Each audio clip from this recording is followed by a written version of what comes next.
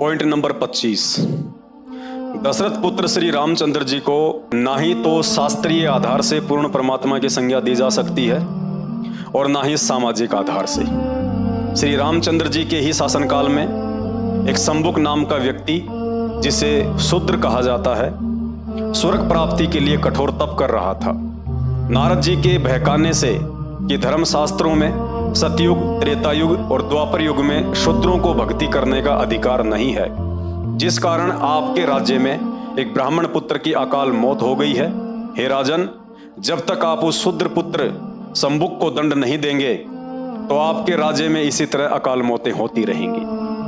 भाइयों और बहनों, श्री रामचंद्र जी ने शास्त्र ज्ञानहीन नारद की बातों में आकर शंबुक की गर्दन तलवार से काट डाली, जबकि उस समय तक ना ही तो पुराण लिखे गए थे और ना ही गीता जी।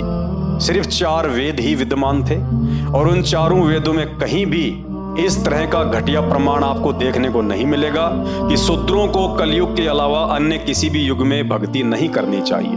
बल्कि वेद तो इस बात की गवाही देते हैं कि मनुष्य शरीर सिर्फ और सिर्फ भक्ति करके मोक्ष प्राप्ति के लिए ही मिलता है।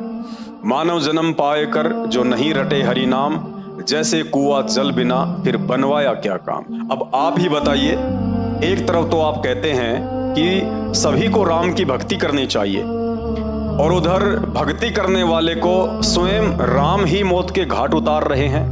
भक्ति करने वाले शंबुक को अकारण ही मृत्यु दंड देने वाले श्री रामचंद्र जी को आप किस आधार से प्रमाण देकर परमात्मा साबित कर सकते हैं? इसलिए श्री रामचंद्र जी एक राजा के पुत्र हो सकते हैं, एक महापुरुष हो सकते हैं, श्री विष्णु जी के अवतार हो सकते हैं, परंतु उस दयालु भगवान का दर्जा कभी भी प्राप्त नहीं कर सकते हैं जो दयालु भगवान भक्ति करने वाले साधकों से प्रसन्न होता है, ना कि उन्हें मृत्यु दंड देता है।